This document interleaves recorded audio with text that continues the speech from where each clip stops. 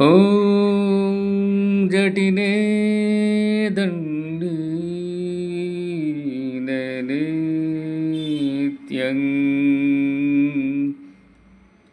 लम्बोदर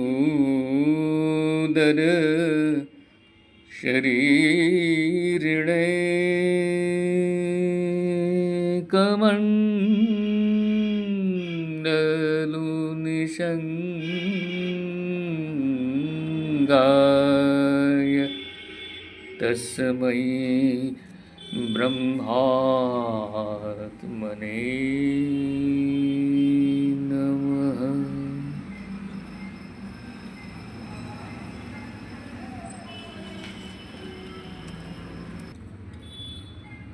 श्री श्री सद्गुरु संघ प्रथम खंड। लेखक श्रीमद् कुलदानंद ब्रह्मचारी जी महाराज। श्री श्री गुरवे नमः। निवेदन। भगवान श्री श्री विजय कृष्ण गोस्वामी प्रभु से बंगाल के वासी भली भांति परिचित है। वे ही मेरे परमाराध्य गुरुदेव हैं। उन्होंने बंगला सन 1248 की शुभ श्रावण पूर्णिमा रक्षाबंधन के दिन श्रीधाम शांतिपुर में श्री अद्वैत वंश में परम भागवत पंडित प्रवर श्रीमद् आनंद किशोर गोस्वामी प्रभु के घर पुत्र रूप में जन्म ग्रहण किया।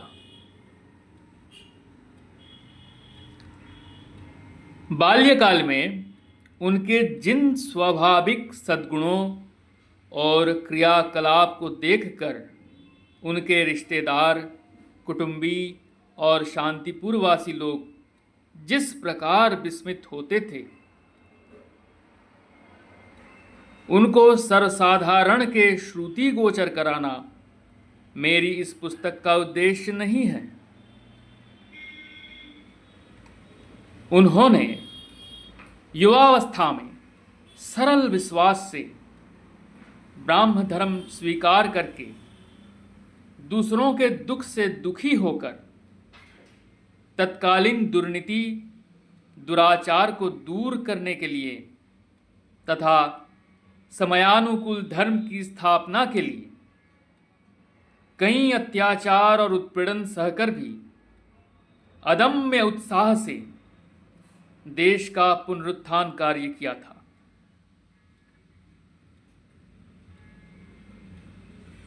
उनके जीवन की उन घटनाओं का अनुसंधान करके उनका प्रचार करना भी इस पुस्तक का अभिप्राय नहीं है।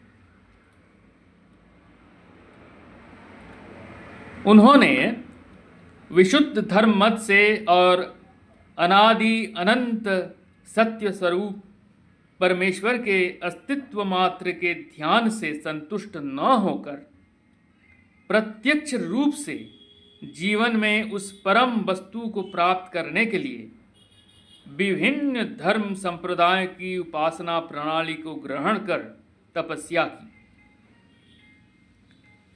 कठोर साधन भजन करते हुए अपनी लक्ष्य वस्तु भगवान को साक्षात रूप में न पाकर जिस तरह दुर्गम पहाड़ों जंगलों में भूखे प्यासे और जागृत रहकर उन्होंने सद्गुरु को ढूंढने के लिए उन्मत्त की तरह दौड़ धूप किया, उन सब का विवरण उन्हीं के मुंह से सुनकर मैं आश्चर्यचकित रह गया और उसे लिख कर रखा है। अंत में उनकी प्रौढ़ अवस्था में विचित्र रूप से गया के आकाशगंगा पहाड़ पर अकस्मात आविर्भूत होकर मानस सरोवर निवासी श्री श्री ब्रह्मानंद परमहंस जी उन्हें शक्ति संचार पूर्वक दीक्षा देकर पल भर में अंतर्हित हो गए। उस समय से उन्होंने अपने चिराकांक्षित वस्तु सच्चिदानंद स्वरूप भगवान का साक्षात्कार करके जिस अवस्था में बाकी दिन बिताएं। प्रायः 13-14 वर्ष तक उनके साथ रहते हुए उसे प्रत्यक्ष देखकर मैं समय समय पर मुग्ध और विस्मित हुआ। हाय, कुछ समय पहले उसी चित्त विमोहन परम मनोहर रूप का सिर्फ चित्र हम लोगों के सामने छोड़कर बंगला सन 1306 के ज्येष्ठ माह में श्री श्री नीलाचल में नीलाम बुद्धि के तट पर आश्रित भक्तों के प्राणाराम हमारे स्निग्ध भास्कर तत्व के प्रभाकर का अस्त हो गया। घोर कृष्णा द्वादशी के प्रथम प्रहर में अभागे भक्तों के सिर पर अकस्मात वज्रपात हुआ। उस भीषण दुर्दिन का हृदय विदारक दृश्य अंकित करके ही मैंने अपनी डायरी का अंतिम पृष्ठ सदा के लिए समाप्त कर दिया है।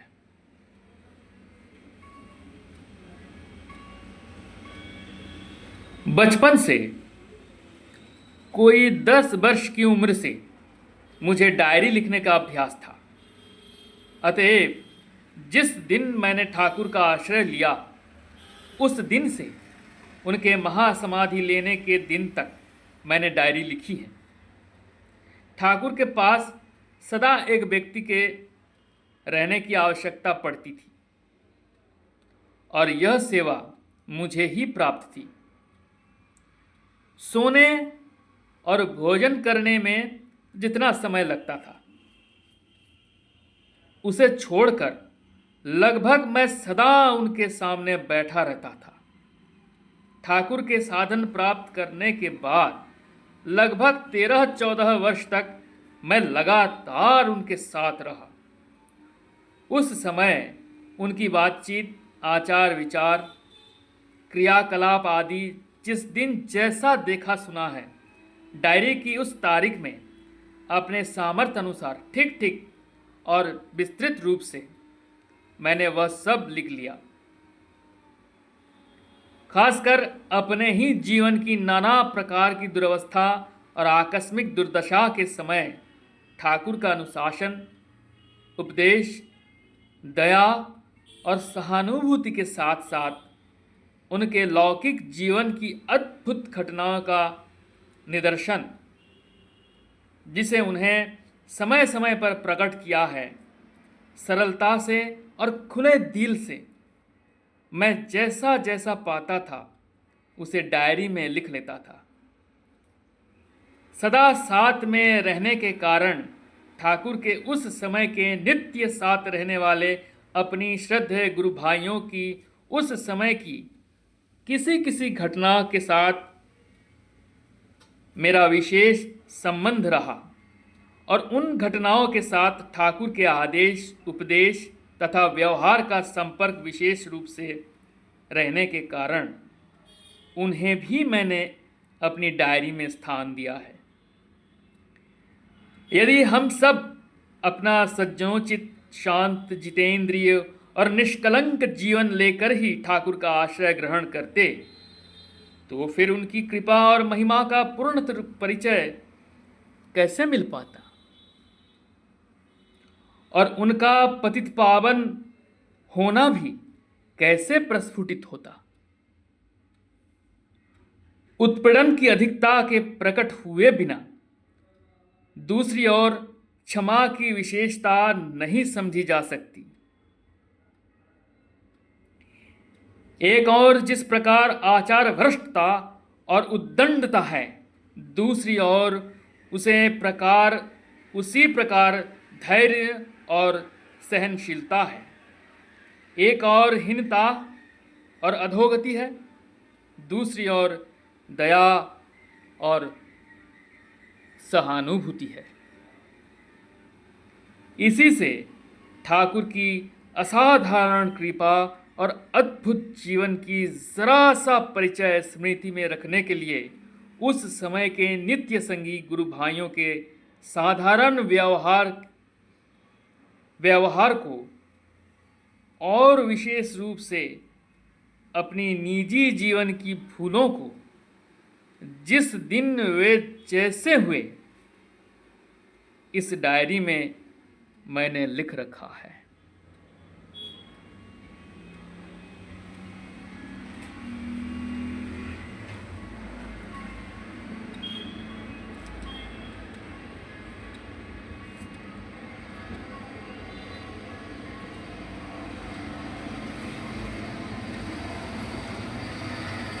जय गुरु, जय गोसाई, प्रणाम।